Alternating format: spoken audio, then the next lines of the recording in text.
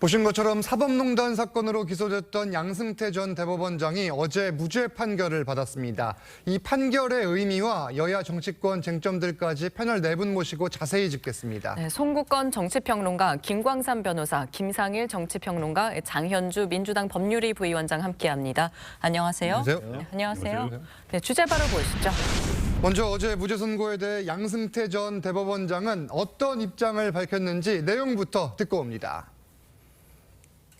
무죄 선고 났는데 소감 한 말씀 부탁드립니다.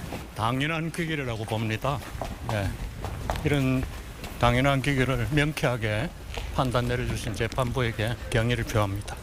자, 당연한 귀결이다 이렇게 이야기를 했는데 이제 짧은 인터뷰 시간 동안 표정에서는 여러 가지 모습이 읽혔다 뭐 이런 해석도 나오는데 어제 판결 어떻게 보셨어요? 저는 원래 이제 양승태 대법원장을 비롯해서 그 당시 이제 사법농단이라는 미명하에 이제 수사가 이루어졌잖아요. 그렇죠. 그런데 저도 그 당시에 방송 많이 했고요. 예. 그다음에 이게 직권남용에 해당되느냐 되지 않느냐에 대해서 논란이 굉장히 많았어요. 여러 공방이 있었죠. 네, 그런데 저는 이제 그 당시 생각도 이거 기소해서 유죄를 받을 수 있겠느냐. 예. 아마 무죄가 나올 가능성이 크다는 생각을 가지고 있었고 지금 우리가 이제 결과론적으로만 한번 봐요.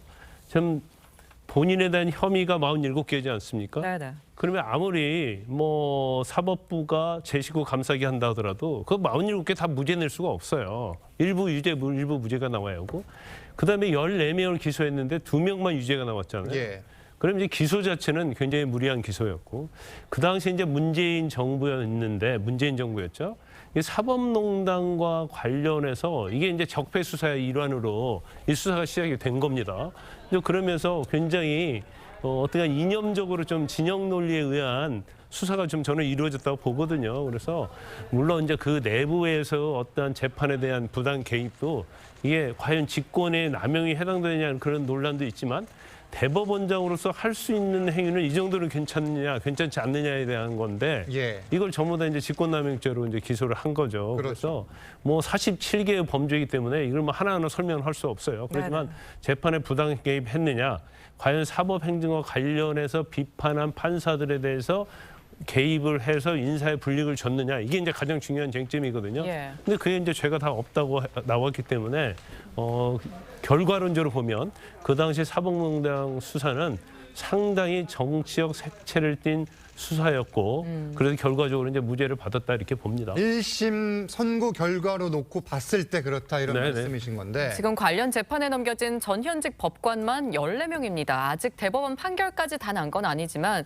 지금까지만 보면 단 2명만 유죄 판결을 받았거든요. 이건 좀 그렇습니다. 어떻게 보고 계십니까? 그러니까 지금 14명이 기소가 됐는데 그중에서 3명이 이제 어제 1심에서 무죄가 나왔죠. 예. 근데 대법원에서 무죄가 나온 사람이 6명이나 있어요. 네. 그다음에 대법원에 계류 중인 사람이 4명인데 이 중에서 2명은 무죄를 받아서 계류 중이고 네. 그다음에 또 임종헌 가장 중요한 전 그 법원 행정처 차장은 2월 5일 날 1심을 받습니다. 아직 남았습니다. 예, 그러니 이게 그 대법원 이제 무죄가 나오는 상황인데 그때 당시 상황과 잘 살펴서 같이 볼 수가 있어요. 이건 그때 문재인 정부가 들어서고 나서 그때 이탄희 의원하고 이수진 판사죠. 판사들이 문제를 제기를 했을 때 예. 법원에서 자체 조사를 3번이나 했어요. 아. 3번이나 자체 조사를 했는데 문제가 없다는 결론이 났거든요. 네. 근데 문재인 대통령이 이 사건에 대해서 좀 더 파헤쳐야 된다는 이야기를 했고 한 행사에서 이야기를 행사에서 했어요. 법의 날 행사에서 이야기를 그렇죠. 했어요.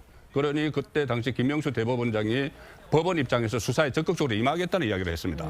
그리고 수사가 본격적으로 시작이 됐는데 그 시점은 그 보수 정부를 겨냥을 해서 적폐청산 TF가 각 부처에 다 설치가 됐을 때거든요. 예. 설치가 됐을 때고 그러니 그때 지금 야당이 그때 당시 야당에서 하는 이야기는 대한민국 주로 사회 교체를 위한 시도다 이런 이야기를 했죠. 네. 그런데 오늘도 홍준표 대구시장도 이야기했지만은 그 사건 수사 자체가 대한민국 법원의 주류를 교체하기 위한 시도다 이런 뭐 분석이 그런 그 주장도 나왔었어요. 예. 그 차원에서 이렇게 수사가 진행이 됐는데 결과적으로는 14명 중에서 2명만 지금 대법원이 남아 있는 상황에서 2명만 무죄를 받았다는 것은 좀 무례한 정치적 수사다 그런 분석이 가능하죠. 2명이 유죄 판결을 받았다는 것은 무리한 기소였다. 충분히 이렇게 이야기를 할 수 있다 이런 말씀이고 반면 이 법원의 제19 감사기였다. 뭐 이런 다른 반응도 또 나오는 게 사실인데 김평란께서는 어떻게 보세요? 글쎄요, 이게 국민들의 입장에서 보면 예. 어마어마한 사건이잖아요. 그렇죠. 우리의 믿음의 최고의 보루, 사회적 신뢰의 최대 마지막 보루, 이게 법원입니다. 그렇죠. 그러니까 법원에서 결정되면은 사회는 그거를 수긍하고 따라야 되는 그 마지막 예. 보루인데 여기에서 사법농단이 있었다. 어마어마한 사건이죠, 국민 입장에서. 근데 이것이 무리한 기소였고 정치적 기소였다? 그러면 그 기소에 대해서 어느 정도 정치적 책임이든 설명이든 해명이든 이런 게 필요한 게 되는 거예요. 예. 그렇게 되면은 지금 그때의 당사자들인 거죠. 뭐 문재인 전 대통령도 있을 수 있고 윤석열 그 당시에 총지휘를 했던 예. 윤석열 현 대통령도 있고 지검장이었죠. 그리고 이제 3차장, 즉 예. 수사팀장, 예. 실무를 총괄 지휘했던 한동훈 비대위원장도 네네. 있고 이런 분들이 국민에게 충분한 설명이 있어야 되는 사건이다 이런 생각이 들고요. 법원 감싸기일 수도 있죠. 예. 예? 국민 시각에서는 둘 중에 하나일 거라고 보는 겁니다. 그렇죠. 법원 감싸기일 거 아닌가? 그때의 분위기를 보면 이런 의심이 당연히 지금 존재하는 것이고요. 그게 아니라면 무리한 기소가 되는 건데 그렇죠. 무리한 기소라면 무리한 기소도 그거에 당사자들은 일정 부분의 설명이 국민께 꼭 필요하지 않나 이런 생각이 듭니다. 네, 또 이 사건은 말씀하신 것처럼 윤석열 대통령이 당시 서울중앙지검장으로 수사를 지휘했고요. 3차장 검사였던 한동훈 국민의힘 위원장이 수사팀장을 당시에 맡았었습니다. 2019년 당시 수사 브리핑 모습 함께 보시죠. 지금까지 수사한 결과 양승태 전 대법원장을 직권남용, 공무상 비밀누설, 허위공문서 작성 및 행사, 직무유기, 특정범죄 가중처벌 등에 관한 법률 위반 국고 등 손실죄 등으로 구속 기소하고 검찰은 판결 선고 시까지 최종적으로 법과 상식에 부합하는 결과가 나올 수 있도록 공소 유지에 최선을 다하겠습니다. 자, 이때가 불과 4년 전입니다. 2019년 2월 이제 한동훈 서울중앙지검 3차장 검사가 해당 수사의 팀장을 맡았었고 이 중앙지검장은 현 대통령인 윤석열 대통령이었는데 지금 좀 미묘해요. 당시 정권은 문재인 정부였었고 송평론가님이 말씀해 주신 것처럼 문 대통령과 당시 김명수 대법원장의 하에 이 일이 벌어진 건데 양쪽에서 지금 뭐 큰 목소리는 안 나오거든요. 어떻게 보세요? 일단 뭐 여러 가지 예. 좀 복잡한 부분들은 분명히 있어 보입니다. 다만 이 판결 내용 자체도 워낙 방대한 내용이고요. 이 재판이 사실 1심 판결임에도 5년 가까이 끌었습니다. 그렇죠. 그리고 어제 선고도 사실은 4시간 반이 넘는 시간 동안 그 판결문을 읽어야 될 정도로 이 판결문 내용 자체도 굉장히 방대한 양입니다. 그렇기 때문에 양쪽 정당에서도 이 내용들 분석하는 데 좀 더 시간이 걸릴 거라는 생각은 드는데요. 예. 그렇기 때문에 국민들 보시기에는 이것이 과연 정치적 기소, 나아가서는 무리한 기소였는지 아니면 기소는 제대로 한 것인데 법원에서 유독 고위 법관들을 감싸고 있는 것은 아닌지 이 두 가지에 대한 시선들은 계속해서 나올 것으로 보이는데요. 예. 근데 저는 이 부분도 좀 봐야 될 것 같습니다. 그동안 법원에서 뭐 이른바 이제 박근혜 정부에서 있었던 여러 가지 국정농단에서는 직권남용에 대한 법리들을 다 인정을 해서 해당자들이 대부분 이제 유죄 확정 판결을 다 받았었거든요. 예. 다 기억을 하실 텐데 사실 우리가 이제 법조계에서 직권남용죄라는 부분들은 사실은 법리상으로도 굉장히 까다롭고 그 요건을 해석하기에 따라 그 범죄가 유죄이냐 무죄이냐가 좀 달라질 수 있는 부분들이 있습니다. 좀 해석의 부분들이 10개 열려 있는 그런 범죄라고 볼 수 있는데요. 그럼에도 뭐 관련됐던 박근혜 전 정부에 있었던 그 국정농단 사태에서는 대부분의 직권남용들이 다 유죄로 인정됐던 반면에 이른바 사법농단 사태 내에서만큼은 뭐 대법원장이라든지 뭐 고위급 그 판사들 그리고 법원의 수뇌부라고 할 수 있는 분들에 대해서 직권남용 법리를 유달리 좀 깐깐하게 적용하는 것은 아닌가라는 이야기 분명히 좀 나올 수 있다라고 생각이 들고요. 일단 1심 판결이기 때문에 앞으로 2심, 3심 이 과정도 좀 지켜봐야겠습니다. 일단 이 의혹을 처음 제기했던 이탄희 의원은 무죄라면 이 재판 거래 피해자들은 누구에게 책임을 물어야 하나 이렇게 주장을 했고 국민의힘은 정당한 판결이다 이런 입장 그리고 민주당에서는 당시 윤석열 중앙지검장과 한동훈 3차장이 입장을 밝혀야 하는 거 아니냐 이런 입장들이 각각 나왔는데 앞으로 미칠 파장은 어떻게 보세요?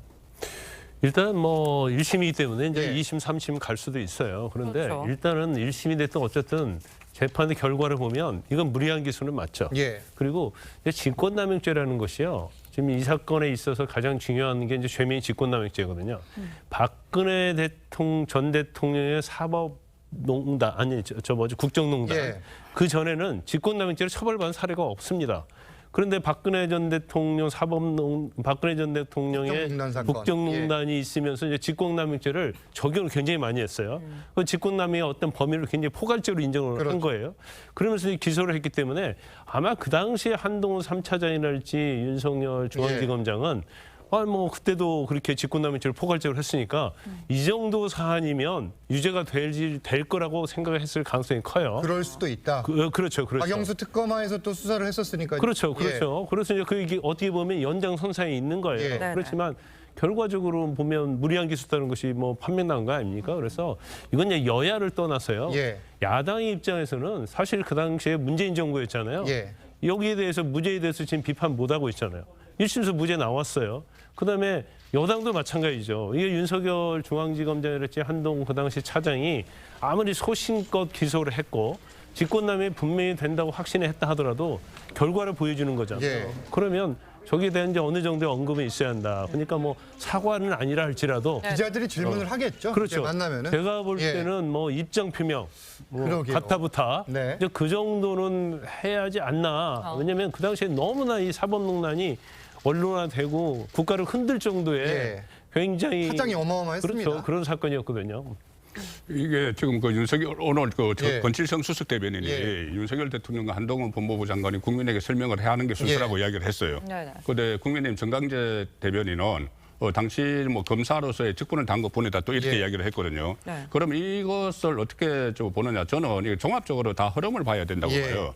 그때 당시에 조금 전에 제가 말씀드린 대로 적폐청산 TF를 전 부처에 설치를 해서 다 검찰에 다 고발을 했어요. 예. 그 검찰에 다 와 있었습니다. 그게 다 와 있어서 종합적으로 이게 다 그때 이른바 적폐 수사를 했죠. 예. 적폐 수사를 했는데 물론 서울중앙지검장 윤석열 3사장 한동훈이지만은 검찰총장은 윤석열 문재인 대통령이 임명했던 예. 문보일 검찰총장 체제였습니다. 그 부분도 감안을 하고 이거 분석을 하셔야 될 것 같아요. 알겠습니다. 일단 1심 판결이 나온 만큼 앞으로 항소시의 2심 진행 상황도 계속해서 지켜보도록 하겠습니다. 다음 주제로 넘어갑니다.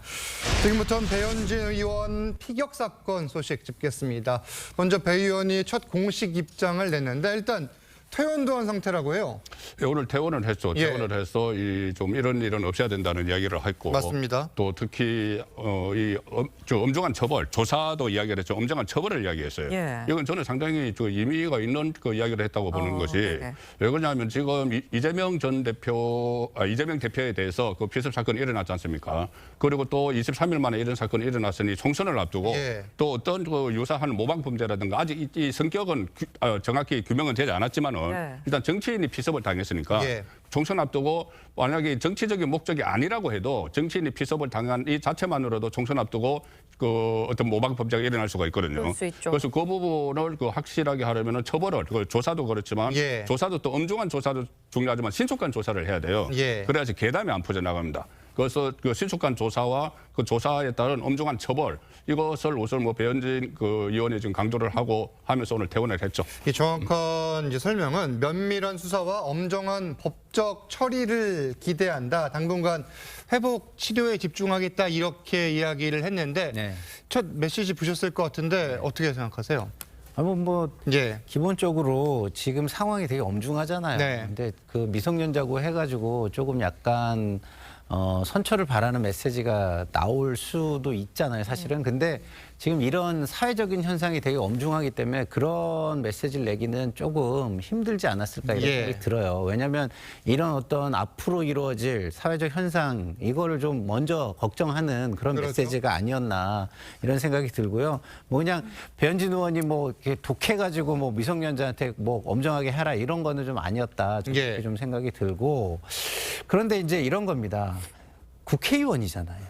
그럼 거기서 끝나는 거는 좀 아쉬운 거예요. 왜냐하면은 국회의원이면 사회 지도층인데 예. 이런 사회적 현상을 책임지고 해결해야 될 책임감도 존재해야 되잖아요. 그러면은 이게 내가 병원에서 좀 있어 보니까 이런 생각이 들더라. 그래서 앞으로 이렇게 이런 걸 좀 막기 위해서 이런 노력을 좀 하면 좋겠다는 생각이 들더라라고 해가지고 정치권의 자성을 좀 촉구하고 예. 지금 굉장히 대결과 혐오 정치로 흐르는 이 정치 행태에 대한 어떤 자성 이런 것도 좀 당겼으면 어땠을까 이런 아쉬움은 좀 있습니다. 물론 아직 지금 건강이 완전히 회복되기 전인 만큼 그런 부분도 좀 고려를 해야 될 것 같은데 조사 상황도 좀 짚어볼게요. 일단 가해 중학생이 왜 배 의원을 공격했는지 이 동기 부분에 대한 수사가 현재 진행 중인데 경찰 조사에서는 어떤 진술들을 하고 있습니까? 일단 지금 조사 초기 단계이기 때문에 예. 앞으로 조사 과정을 좀 더 지켜봐야 되는 것은 당연할 것 같습니다. 다만 이 가해자가 경찰에 진술한 내용들이 조금씩 알려지고 있는데요.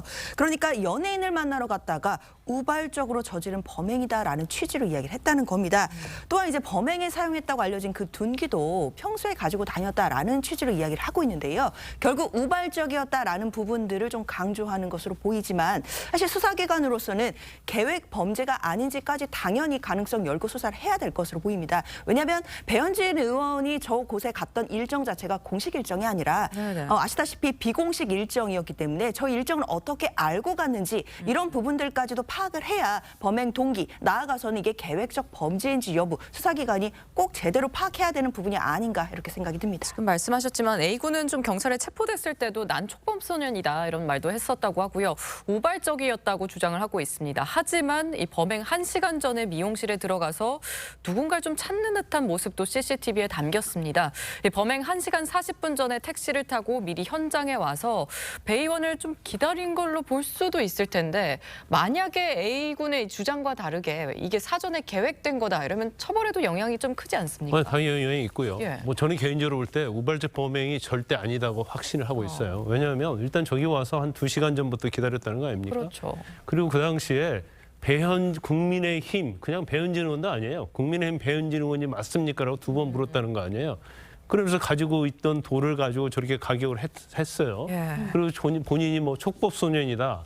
아니면 뭐 나는 정신적 질환자다 이런 얘기를 했다는 것은 그 막 방송 많이 본 거죠. 그러니까 심신미약에 대한 어떤 단서를 하려고 한 거기 때문에 저런 범행은 그냥 뭐 조사를 하나마나 외형적으로 보면 저거 뭐 계획범죄다 이렇게 판단할 수밖에 없어요. 그리고 일단 촉법소년은 아니잖아요. 그러니까 본인이 나이에 대해서 약간 좀 헷갈리지 않았나 싶어요. 14세까지 촉법소년이고 이 범인은 15세예요. 그러니까 일반 소년범죄에 해당이 되는데 소년범죄는 범죄가 중대한 경우에는 성인과 똑같이 처벌할 수 있는 거예요. 예. 그리고 소년법에 의해서 만약에 가정범죄 소년부 송치되면 이제 보호처분 받고 뭐 굉장히 경미하게 처벌받을 수 있지만 이 사안은 제가 볼 때는 그렇게 봐야 하는 사안은 아니다. 왜냐하면 어떤 청소년끼리 우발적으로 범행을 했다랄지 뭐 절도를 했다랄지 그런 경우는 모르겠지만 이건 어디까지나 계획된 범죄고요. 범행의 어떤 수법이랄지 이런 것도 잔인하고 본인들이 의도적으로 뭐 어떤 정치 측면만 있을 뿐만 아니라 여러 가지가 결합돼서 계획적으로 한 거예요. 근데 만약에 단순히 소년이라는 거 하나 이유로 이걸 뭐 보호 처분을 끝낸다고 하면 예. 이런 유사한 사건이 앞으로도 굉장히 많이 생기겠죠. 더군다나 소년법을 악용하는 모방 범죄가 많이 생길 수 있어요. 그래서 아마 이 사안에 대해서는 그냥 그렇게 넘어갈 수는 없을 것이다. 예. 그러면 경찰도 아마 뭐 영장을 청구하고 법원에서 이제 정식 재판을 받는 게 맞지 않나 싶습니다. 중대성 부분에 대해서는 고려를 충분히 할 것 같다 이런 말씀이고 일단 이 우발적 범행이냐 계획적 범행이냐 이 개인 소견으로는 계획 범죄일 가능성이 네네. 높다 하셨지만 단정 지을 수 없습니다. 아직 수사 초기 단계고 뭐 휴대전화 포렌식 등을 통해서 어떤 내용들이 나올지를 좀 더 지켜봐야 되는 상황인데 일단 현장 주변인들로부터 이 피의자가 한 달 전 범행 장소를 찾아왔었다. 이런 주장도 나왔는데 이것도 사실 확인된 건 아니거든요. 경찰에서 조사를 할까요? 당연히 수사기관으로서는 예. 지금 나오는 여러 가지 증언들에 대해서 적어도 확인은 해봐야 될 것 네. 같습니다. 지금 이제 각종 제보라든지 증언들이 쏟아져 나올 텐데요. 그렇죠. 수사기관으로서는 뭐 이 내용들의 뭐 진위 여부들을 당연히 수사기관 차원에서 확인을 해서 이 부분이 맞다라고 한다면 이 A군의 어떤 범행의 동기라든지 그리고 사전 계획 여부를 확인하는데 단서로 쓸 수 있을 가능성은 분명히 있어 보입니다. 그렇기 때문에 만약에 정말 사전 답사를 했던 정황들이 사실로 밝혀진다라고 한다면 사실 우발 자발적 범행으로 보기는 어려운 측면들이 있기 때문에 그런 부분도 봐야 될 것 같고요. 단순히 들어오는 뭐 증언이나 제보를 확인하는 것을 넘어서서 예. 아까 앵커님 말씀 주신 것처럼 요새 중학생이면 휴대폰 다 있거든요. 네네. 휴대폰 포렌식을 하고 그리고 평소에 쓰던 PC를 또 포렌식을 해서 최근 검색어라든지 최근 또 어떤 메신저에서 주고받았던 대화 내역이라든지 이런 객관적인 증거들을 복원해낸다라고 한다면 사실 이 범행 전에 있었던 내용들 그리고 이제 사전의 동기라든지 어떤 자들과 뭐 대화를 나눴는지 이런 부분들을 파악한다라고 한다면 계획 여부 부분에 대해서는 수사기관이 진상을 파악할 수 있을 것이다 이렇게 생각합니다. SNS 내용도 조사를 할 수 있는 거고 이전에 뭐 정치 관련 행사에 참석한 적이 있다면 그 부분도 당연히 조사를 하게 되는 건가요? 그렇죠. 일단 수사기관으로서는 모든 가능성 열어야 되니까요. 모든 가능성 열고 뭐 휴대폰이 되었던 관련된 PC가 되었던 각종 과거 행적들을 다 조사해 볼 수 있는 것이고 예. 그런 부분들이 단순히 과거를 조사한다 이런 차원이 아니라 이 범행의 동기를 파악할 수 있는 또 요인이 될 수 있기 때문에 그런 부분들을 수사기관에서 수사의 단서로 사용할 것으로 보입니다. 네, 저는 또 놀랐던 부분이 이 A군에 대한 여러 증언들이 나오는 가운데 A군이 경복궁 낙서 피의자 구속 심사 현장에서 모방범에게 또 지갑을 던졌던 네. 학생이라고 해요. 그 동일인이라고 지금 보도가 나오고 있죠. 예. 그 저는 이것을 그 학생이 이제 중학교 2학년 15살밖에 안 됐다는 걸 네, 염두에 두고 저희들이 판단을 해야 돼요. 아. 그래서 아마 저기 간 것은 이 사회적인 논란을 일으키는 이 사건이 일으켰을 때 이제 어떤 그 반응이 어떤 그 태도를 보여야 될지 또 어떤 일이 벌어질지를 한번 보러 갈 건 아닌가. 추정입니다, 이것도 예, 추정. 추정. 예. 완전 추정이죠. 그거 외에는 뭐 달리는데 설명하기가 좀 그러니까는 그런 상황이라면은 이것이 우발적이 아닌 것에 또 가까워지는 것이죠. 예. 그리고 만약에 우발적이라고 하면은 어떤 정치적인 논란이 좀 덜 할 수가 있어요. 정치인에 대한 공격이긴 하지만. 그런데 이게 만약에 계획적이라고 하면은 정치적 논란이 더 커질 수가 있죠. 그런데 저도 그 우발적이 아니라는 데 약간 무게를 두는 것이 다른 부분도 있지만은 특히 이 배현진 의원이 저 차에서 내립니다. 차에서 내려서 습격을 당할 때까지 몇 초 사이거든요. 예. 아니, 그 문 열고 들어가면서 바로잖아요. 그러면 만약에 연예인을 만나러 갔다고 하면은 연예인에게 사인을 받으러 갔다고 하면은 연예인을 기다리다가 배현진 의원이 차에서 내렸다. 그래도 배현진 의원이라는 걸 알았다고 해도 본인이 이것을 공격을 할지 안 할지 뭐 접근할지 머뭇거릴 시간이 있겠죠. 그리고 만약에 거기서 엘리베이터 타고 뭐 헤어샵으로 올라갔으면 내려올 때를 기다린다든가 예. 이렇게 했으면 우발적이라고 볼 수 있는데 바로 공격을 했다는 것은 우발적이라기보다는 미리 사전에 좀 준비를 했다. 사전에 준비를 했으면은 또 그것이 정치인이기 때문에 공격을 했다고 하면은 네네. 또 아니면 뭐 여당 정치인이기 때문에 공격을 예. 했다고 하면은 그러면 또 새로운 논란거리가 일어날 수도 있는 거죠. 뭐 그 또한 가능성인데 일단 경찰 조사에서는 이 중학생이 이 사인을 받을 때 필요한 필기도구는 소지하지 않았다 뭐 이런 보도도 지금 나온 상황인데 이렇게 정치인 피습 사건이 잇따르면서 경찰은 근접 신변보호 대상을 확대하는 방안을 논의를 하고 있고 네. 이제 총선 얼마 안 남았잖아요. 정치인들도 두려움이 분명히 있을 것 같아요. 네. 어떤 상황입니까? 정치인들 당연히 두려움이 예. 있죠. 심지어 뭐 저처럼 방송에서 이렇게 평론을 하는 사람들도 이렇게 사회적인 분위기가 굉장히 고조가 되면은 예. 어떤 사람이 나에게 뭐 이렇게 접근할 때 긴장이 확 되는 경우가 있습니다. 예를 들어서 저 같은 경우도 과거에 이제 조국 전 장관과 관련돼서 평론을 할 때에 어떤 분이 저한테 제 이름을 부르면서 이렇게 다가오시고 자기가 어디서 왔다라는 걸 이렇게 말하면서 오는데 아 길가에서요? 네, 길가에서. 예. 그 말씀하신 뭐 지역이나 이런 게 뭐 정치적인 의미가 좀 있는 곳이어서 순간적으로 굉장히 긴장한 적이 네. 있어요. 그러면 당연히 지금 같은 이런 상황도 많은 사람들이 굉장히 긴장을 할 것이라고 저는 보기 때문에 이런 분위기를 누그러뜨릴 필요가 저는 있다고 봅니다. 예. 그래서 이거는 지금 사회적으로 정치 지도자들이 이야기를 해줘야 돼요. 너무 메시지가 없어요, 지금. 이런 거대한 사건이 있으면 이런 거는 왜 안 된다는지 모여가지고 얘기를 하고 아니면 자체적으로 당마다 좀 토론회를 열든지 해가지고 적극적으로 사회를 안전한 사회로 만들기 위한 노력들을 보여줘야 되는데 네. 뭐 여기에는 그 정치권의 뭐 자성과 반성도 포함이 돼야 되고 그다음에 재발을 문제는 예. 어디에 있는지 지금 뭐 사회화에도 문제가 있는 거 아니겠습니까? 교육이나 예. 뭐 이런 지점들도 다 짚어내고 그런 부분에 대해서 그러면은 어떻게 해야 이게 좀 바뀔 것인가 하는 대책도 내놓고 이래야 되는데 이런 것들이 별로 없는 거예요. 근데 잘 보세요. 이런 일들이 왜 발생하느냐? 모든 사람들, 정치인들, 그리고 뭐 유튜브를 하는 사람들, 이런 사람들이 전부 다 자기 이익만을 앞에 놓고 사회적인 거는 아무것도 생각하지 않기 때문 아니겠습니까? 그래서 정치 지도자들이 이런 현상을 분석하고 대책을 내는데 목소리를 좀 더 적극적으로 내주셨으면 감사하겠다, 이런 말씀을 꼭 드리고 싶습니다. 이게 뭐 진영에 관계없는 문제인 것 같고 각 진영의 핵심 지지층에 대한 메시지 그리고 확실히 과열된 분위기를 뭔가 좀 안정시킬 필요가 있다는 지적, 동감이 가는 부분 같습니다. 다음 주제로 가보겠습니다. 이번엔 여권 소식 짚겠습니다. 이 윤석열 대통령과 한동훈 위원장 이야기인데 정면 충돌 상황은 일단 봉합이 됐고 갈등의 불씨가 남아있는지를 두고 여러 해석이 나오고 있는데 남아있는 뇌관 일단 어떤 거라고 보고 계세요? 남아있는 외관은요. 예. 일단 이제 비대위에서 특히 이 김건희 여사의 명품백과 관련된 문제를 제기했었잖아요. 예. 김경준 비대위원이 이 얘기를 했었고, 그다음 이제 비대위원장은 국민의 눈높이라는 얘기를 하면서 이제 갈등이 이제 촉발된 거 아닙니까? 그런데 사실 이제 서천 화재 현장을 갔다 오면서 이제 어느 정도 저는 봉합이 됐다고 봐요. 그리고 그렇게 정면 충돌을 해서 얻을 것이 별로 없다. 양쪽 다 마찬가지. 그렇죠. 양쪽 다 마찬가지인데 실제로는 뭐 용산이 더 데미지를 좀 입을 수 있는 그런 상황이 된 그렇죠. 거죠. 그러면 일단 뭐 앞으로 어떤 갈등의 씨앗은 무엇이냐, 이제 그걸 얘기를 많이 하는데 김건희 여사 명품백과 관련된 부분은 이미 이제 공은 용산으로 넘어갔다고 봐요. 예. 그리고 더 이상 비대위에서 어떻게 해야 한다, 뭐 사과를 한다, 이런 말은 해서는 저는 안 된다고 봐요. 이제 이 정도로 화두를 던졌으면 충분하다. 그다음에 역할은 뭐 윤 대통령이랄지 김건희 여사가 하는 예. 걸로 이제 넘어갔으니까 그건 더 이상 제가 볼 때는 뭐 갈등의 씨앗은 되지 않는다. 그다음에 이제 중요한 것이 바로 이제 공천 관련이 그렇죠. 되겠죠. 그런데 이제 공천 관련도 그런 것 같아요.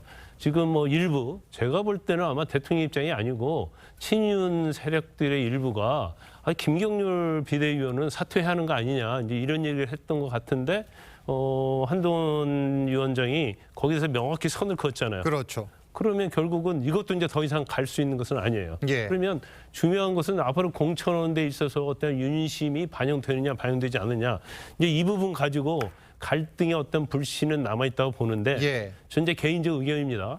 지금 윤 대통령하고 한동훈 위원장은요, 정책 이해관계가 동일해요. 예. 왜냐하면 다음 총선에서 승리해야지 한동훈 비대위원장의 미래가 있는 거고, 또 대통령이 나머지 임기를 제대로 할 수 있는 국적 동력을 얻을 수 있거든요. 그러면 여기에서 설사 윤심이 좀 반영 안 된다 하더라도 예. 사실 총선에서 승리를 해야 한단 말이에요. 그러면 한동훈 비대위원장이 그립을 잡고 갈 수밖에 없고, 또 하나 지금 요즘 나오는 여론조사가 한동훈 비대위원장에 대해 상당히 좋게 나오지 않습니까? 뭐 이재명 대표 관계에서 어제 그렇고. 갤럽 여론조사 말씀하시는 그렇죠. 거죠? 그러면서 뭐 예. 대통령과 관계에 있어서도 이렇게 나오기 때문에 예. 이제 어차피 어쩔 수 없이 이제 한동훈 비대위원장 위주로 갈 수밖에 없다, 이렇게 봐요. 그래서 이 부분을 용산 쪽에서 과연 이해를 하고 있느냐, 예. 아니면 뭐 측근들이 공천을 받기 위해서 굉장히 무리한 요구를 하느냐, 그거에 따라서 뭐 갈등이 다시 재현되느냐 그렇지 않느냐, 이제 이런 상황이 될 거라고 봅니다. 알겠습니다. 저희가 하나하나 이제 짚어볼 텐데 일단은 김건희 여사 논란에 대해서는 공은 이제 용산으로 넘어갔다, 이렇게 평가를 해주셨어요. 그런데 이 한동훈 위원장과 김경률 비대위원장은 최근에는 어떤 입장을 보였는지 먼저 들어보시죠. 김건희 여사의 사과도 필요하다고 말씀을 주셨었는데 그때 입장이랑 다르지 않은지 알고 싶습니다. 제가 김건희 여사의 사과를 얘기한 적이 있던가요? 제가 드렸던 말씀을 그대로 이해해 주시면 되겠습니다.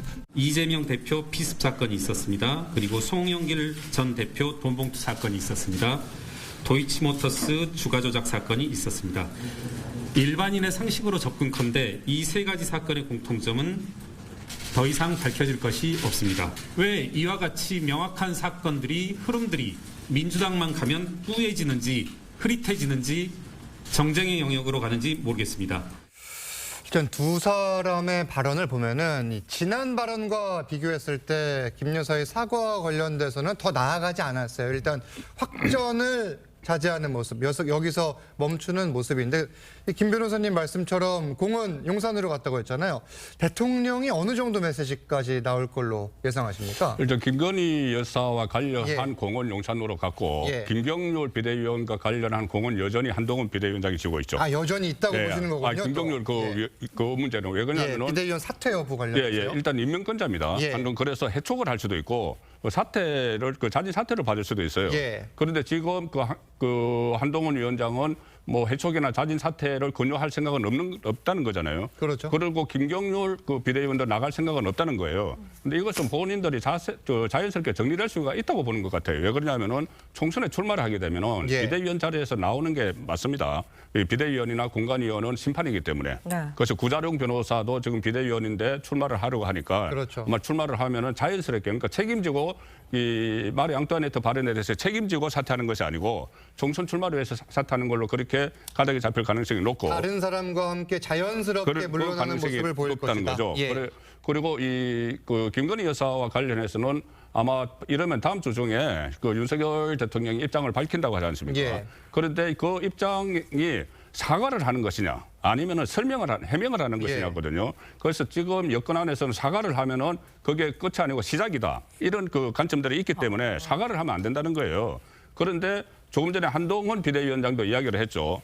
나는 사과를 이야기한 적이 없다. 예. 지금까지 해온 거는 국민 눈높이 상식선입니다. 그러면은 윤석열 대통령도 마찬가지로 국민 눈높이 상식선에서 그 국민이 납득하실 수 있도록 그 상황을 설명을 하겠죠. 예. 어떻게 그 파우치를 받은 과정하고 어떻게 처음에 접근을 했는지 그리고 그것도 중요하지만은 더 중요한 거는 앞으로의 보안청 마련 그래서 제2부속실 설치나 특별감찰관을 국회에 추천을 해달라고 요구하는 이 선에서 입장이 나올 것 같습니다. 예. 지금 사과냐 해명이나 지켜봐야 한다고 하셨지만 네. 만약에 사과면 이대로 끝나지 않을 것이기 때문에 사과를 하면 안 된다. 이 목소리는 어떻게 들으셨습니까? 뭐 저는 개인적으로 동의하기 굉장히 어렵고요. 사과는 어떤 거냐면요. 일단은 거기에 모든 진실이 밝혀져야 되는 거예요. 그리고 정확한 반성이 있어야 되고 그래 용서가 가능한 겁니다. 왜냐하면 사과로 끝날까요? 그러면? 사과로 끝날 수도 있고 아닐 수도 있죠. 그거는 제가 말씀드린 대로 정확한 진실을 다 얘기하고 거기에 대한 하냐. 충분한 반성이 있다면은 네네. 더 이상 무슨 문제 제기를 할 수 있겠습니까? 그렇죠? 하지만 그렇지 않고 네. 상황을 모면하기 위해서 국민을 기만하는 거라면 국민 눈높이에 맞지 않는 거라면 국민들은 실망을 할 것이고 거기에 대해서 지지를 철회하거나 아니면 거기에 대해서 어떤 심판에 표를 던지는 데 나서게 예. 되겠죠. 그렇기 때문에 저는 사과를 당연히 하는 게 맞고요. 국민 눈높이가 지지층의 눈높이가 아니에요.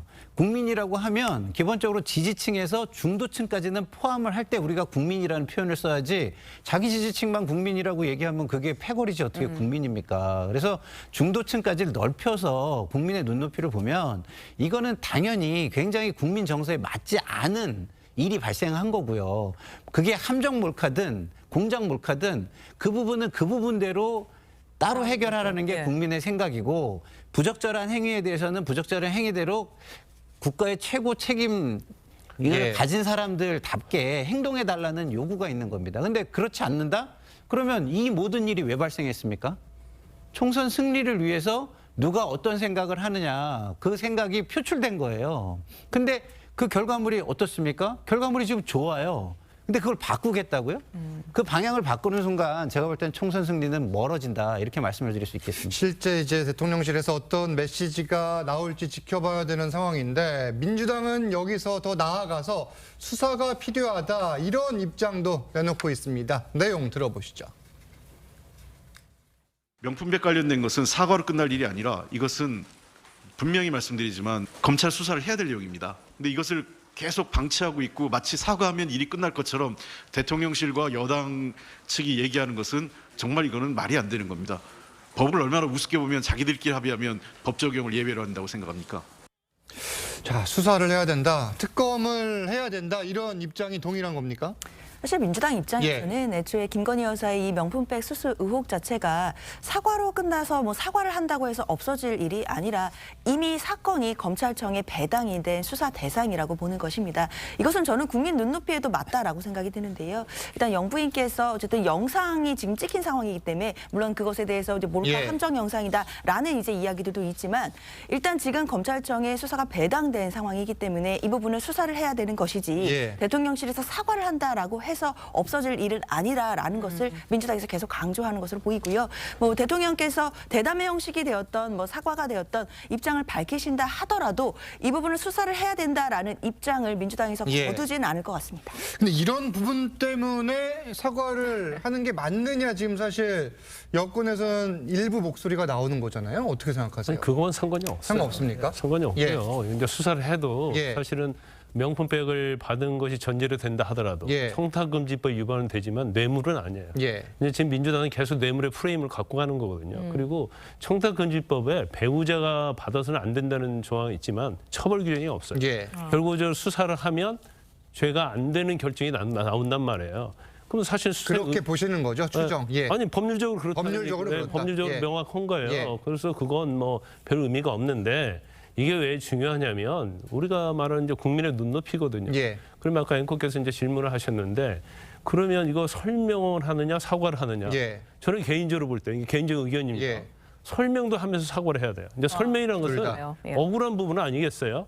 더군다나 함정 몰카에다가 뭐 부친과 관계가 있고 그래서 굉장히 믿었었고 선의적으로 선물을 주는 거였다. 이것이 설명이 되는 거고요. 그다음에 잘못된 것은 명품백 받은 겁니다. 그런데 이 부분을 과연 윤석열 대통령께서 직접 설명을 하고 사과를 하는 게 맞느냐 아니면 김건희 여사가 직접 하는 게 맞느냐. 그건 또 여기에서는 의견이 또 다를 수 있어요. 그런데 한 가지 분명한 것은 설명을 하고 사과를 하고 뭐 사과를 많이 안 했다랄지 그랬는데 그게 국민의 눈높이에 맞지 않는다. 그러면 이게 더 폭발적으로 여풍이 불 수 있어요. 그럴 수 있죠. 그렇기 때문에 제일 중요한 것은 솔직하면서도 국민이 납득할 수 있는 그러한 범위와 수준 내에서 설명과 사과를 하느냐 아니면 이것을 굉장히 감싸기만 하면서 변명으로 가버린다면 그건 또 역풍 불 수 있는 거 아니겠습니까? 그래서 아마 그 부분에 대해서 제가 볼 때는 아마 용산도 고민을 지금 많이 하고 있다 이렇게 봅니다. 알겠습니다. 이르면 다음 주라고 하는데 이 대통령실에서 실제 어떤 메시지를 낼지 그리고 민주당과 국민들은 어떤 반응을 보일지도 지켜봐야겠습니다. 다음 주제 보겠습니다. 지금부터는 민주당 소식 하나씩 짚겠습니다. 앞서 추미애 전 법무장관이 석고대죄해야 할 문재인 정부의 두 비서실장이 총선에 나온다. 이렇게 말을 하면서 임종석, 노영민 전 비서실장을 겨냥해 비판을 했습니다. 그러자 임종석 전 실장이 정면 반박을 하고 나섰는데 이게 어떻게 된 일이에요? 일단 석고대죄해야 될 이유가 뭐냐? 뭡니까? 추미애 전 장관이 생각하는 석고대죄 이유는 왜 나와 윤석열 검찰총장이 법무부 장관인 추미애와 검찰총장 윤석열이 맞붙었을 때 왜 윤석열을 쳐내지 않고 나를 쳐내서 왜 윤석열 대통령을 만들었느냐? 지금까지는 추미애 전 장관이 윤석열 정권의 탄생의 1등 공신이라는 이야기를 하잖아요. 그런데 얼마 전에 추미애 전 장관이 직접적으로 문재인 전 대통령을 겨냥한 적이 있어요. 겨냥해서 그때 청와대까지 가서 본인이 조금만 더 나에게 힘을 실어주면은 윤석열 검찰총장을 내칠 수 있다고 했는데 그걸 왜 듣지 않고 그때 내 사표를 받았느냐 이 이야기를 한 적이 있거든요. 이건 그냥 지금 와서 그냥 단순히 본인이 1등 공신 여기에서 벗어나기 위한 것도 있지만은 총선을 앞두고 있기 때문에 총선에서 지금 이재명 친명 진영에서 비명을 차례대로 이렇게 일종의 뭐 퇴출을 시키고 있잖아요. 그 이낙연 전 대표는 일단 나갔고 그다음 원칙과 상식 세 사람 탈당을 했고 그리고 이제 남은 것이 친문이에요. 가장 큰 세력인 친문. 친문 진영을 내보내기 위해서 그러니까는 분리를 하기 위해서 이재명 대표가 그 구상을 하는데 추미애 전 장관이 선봉장에 선 거죠. 선봉장에 서서 친문의 핵심이 지금 임종석 이렇게 돼 있으니까 임종석 그리고 노영민 전직 비서실장을 공격을 하는 것은 친문 전체에 대해서 책임론을 이야기를 하는 거예요. 윤석열 정부 탄생에 책임론이 있는 사람들은 그런데 이게 지금 추 전 장관의 개인 행동이에요? 아니면 뭔가 어떤 구조 속에서 움직이는 거예요? 일단 어떻게 보세요? 일단 이재명 대표가 어떤 단일 계파 정당을 만들기 위한 노력들을 하고 있잖아요. 조금 전에 말씀드린 대로 단계적으로 네. 일각에서 뭐 그렇게 보는 거죠. 그렇게 생각을 하는 거, 그렇게 이제 그 분석을 하는 거죠. 예. 실제적으로 그런 움직임이 일어나고 있으니까. 그래서 거기에 그 큰 흐름에 추미애 전 장관은 같이 들어가는 거죠. 들어가서 흐름 본인이 속으로 들어갔다. 흐름 속으로 본인이. 들어가서 예. 왜 또 개인적으로 그럴 필요가 있는 것이 본인도 이번에 총선에 출마를 할 생각이 있는데 다시 광진에 간다면은 그 고민정 그 의원이 있거든요. 아직 뭐 네네. 지역은 명확히 나오지 만약에 않았습니다. 간다면은 본인의 간다면. 지역으로 다시 예. 간다면은 그래서 그런 뭐 본인의 개인적인 정치 예. 스케줄 이것도 좀 작용을 했다고 봐야 되겠죠. 지금 1등 공신이라고 잠깐 언급을 해주셨는데 실제로 윤석열 대통령의 존재감을 키운 건 이른바 이 추윤 갈등이었다 이런 지적들이 과거에 잇따라 나왔었습니다. 4년 전의 관련 발언 먼저 들어보시죠. 자꾸 윤석열 총장이 정치 행보를 한다라고 비판을 하시는데 윤석열 총장을 정치로 떠밀고 지지율을 계속 올리는 분이 법무부 장관이신 것 같아요. 저는 이 지금 1등 공신이 우리 법무부 장관이라고 생각하시는데 대답해야 됩니까? 하시라고 하면 하겠는데요. 제가 생각할 때는 오히려 국민의힘이 변변한 후보가 없어서 그 지지를 올려놓는다 하는 국민 여론도 있다고 들었습니다. 자, 추미애 전 장관 화살이 자신을 향할 걸 몰랐던 걸까요? 왜 임종석, 이 노영민 전 비서실장을 겨냥했다고 보십니까? 아니, 그러니까 예. 지금 정치권의 가장 큰 문제가 자기 잘못은 보이지 않는다는 거예요. 남의 잘못만이 보이는 거예요. 네. 그 추미애 전 장관도요. 물론 경중은 뭐 우리가 세세하게 따지면 따져볼 수 있겠지만 지난 정권에서 이 정권이 바뀌는데 큰 역할을 하신 분이에요. 그러면 본인이 일단은 반성하는 거에서 모든 걸 시작을 해야죠. 임종석 실장, 노영민 실장 책임질 부분 있죠. 있습니다. 거기도 반성으로부터 시작을 해야 돼요. 둘이 이렇게 두 분이 나오셔서 싸울 게 아니에요. 국민 입장에서는요. 두 분 다 깨끗하게 물러나 주시길 바라요. 그리고 본인들이 뭘 잘못했는지를 고해성사를 해주기를 바라요. 왜? 그래야 후배들이 그걸 보고 아, 이거는 우리가 하지 말아야 되겠구나라고 방향을 틀어서 가잖아요. 네, 네. 근데 아직까지도 잘못한 게 없다고 하니까 어떻게 돼요? 그 방향으로 계속 달리고 있는 겁니다. 지금 지난 정권에서 왜 우리가 민심을 잃었는지에 대한 거를 아직도 못 고치고 있는 이유가 이거거든요. 과거에 대한 반성 백서를 발간하지 않는 것. 백서요? 다 만들어놨습니다. 발간 못해요. 왜? 위에 있는 사람들이 실무자들의 그 백서를 발간 못하게 막는 거죠. 민주당 왜? 내부 이야기해 주시는 그렇죠. 거죠. 예, 막는 거죠. 왜? 아니, 자신들은 비난받고 싶지가 않은 거예요. 근데 본인들이 비난받고 국민에게 본인들을 던져야 국민들이 본인들을 부활시켜 줄지 아닐지를 결정하는 겁니다. 본인들이 그렇게 민심의 바다에 던졌을 때 그 바다 위로 떠오르면 부활하는 것이고요. 그냥 가라앉으면 물러나야 하는 것입니다. 근데 본인들만 마치 선택받은 그 선민처럼 아, 우리는 굉장히 무오류 무결점이고 잘못하는 다른 사람들은 내가 다 응징할 수 있어. 이렇게 생각하는 것부터가 잘못된 생각이다. 그런 데서 이런 현상들이 비롯된다. 저는 이렇게 봅니다. 네, 공천을 둘러싸고 친문계와 친명계의 갈등이 깊어지는 가운데 임종석 전 비서실장은 이른바 덧셈 정치를 강조했습니다. 함께 들어보시죠. 당연히 문재인 정부 때 일했던 많은 사람들의 참여도 덧셈 정치인 것이고 또 새로운 사람들을 더 우리가 포함시켜 내야지 지금 배척하는 정치를 해서 이재명 대표에게 민주당에게 또 총선에 무슨 도움이 되겠습니까? 자, 뭐 지금 이 상황을 놓고선 친명계와 친문계의 갈등이 증폭되는 상황이 하나다. 뭐 송평론가님 조금 전 이야기해 주셨는데 더 심해질 가능성 민주당 입장 어떻습니까? 사실 이제 민주당 같은 경우에는 공천 과정이 어느 정도 좀 본격적으로 시작이 되는 상황이거든요. 그렇기 때문에 뭐 모든 정당에서도 다 공천을 앞두고는 갈등이 있기 마련입니다. 그런 갈등의 하나로서 어떻게 보면 공천상 잡음들이 있을 수 있다라고 생각이 드는데요. 뭐 이제 이 부분들이 계파 갈등으로 좀 비화되고 또 치환되는 부분들은 당내 구성원들 입장에서 봤을 때는 굉장히 우려스러운 지점이 있습니다. 그렇기 때문에 지도부로서는 이럴 때일수록 더더욱 원칙대로 하면 된다고 저는 생각을 하는 것이요. 지금 당에서 자랑하고 있는 시스템 시스템 공천이 이미 갖추어져 있습니다. 그 시스템 공천과 그리고 당원 당규의 기준대로 엄격하게 공정하게 공천을 한다라고 한다면 저는 이런 잡음도 금방 잠재워줄 수 있다라고 생각이 들고요. 예. 문제는 공정하게 공천을 하는 것이고 그래야만 이 결과에 대해 모든 분들이 승복할 수 있다 이렇게 생각이 듭니다. 그 시스템 그 원칙에 대해서 이제 최대한의 공감을 얻어내야 하는 그런 상황인 것 같고 다음 내용도 이어서 보면은 어제 이재명 대표의 대장동 개발 특혜 의혹과 관련된 재판이 있었는데 유동규 전 본부장과 설전을 벌였다고 해요. 어떤 대화가 오간 겁니까? 아마 유동규 본부장이 누구한테 철거업자에게 돈을 빌리면서 4천만 원을 빌린 것 같아요. 예. 근데 나중에 뭐 3억 원이나 되는 차용증을 써줬다는 거예요. 이재명 대표 주장입니다.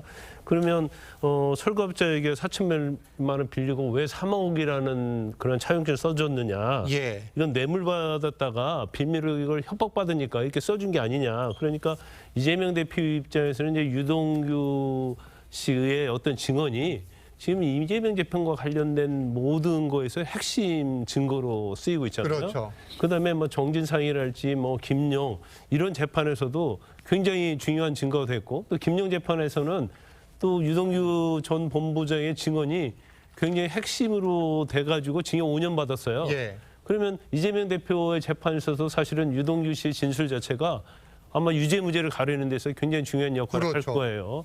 그래서 유동규 씨의 어떤 비도덕성 그리고 말바꾸기 이제 이런 걸 드러내려고 하는 거예요. 증언의 신빙성을 계속 공격을 그렇죠. 하는 거예요. 그러니까 철거업자도 뇌물 받고 뭐 이런 걸 보면 네가 오히려 이제 부도덕하다. 예. 그래서 이제까지 한 얘기는 전부 다 거짓말이다. 이걸 이제 드러내기 위해서 하는 건데, 뭐 저는 이제 개인적으로 볼 때는 이런 부분에 대해서 이제 변호사가 직접 하는 게 맞지 않을까 싶어요. 왜냐하면 이재명 대표는 이제 대통령 후보까지 한 사람이고 지금 야당의 대표잖아요.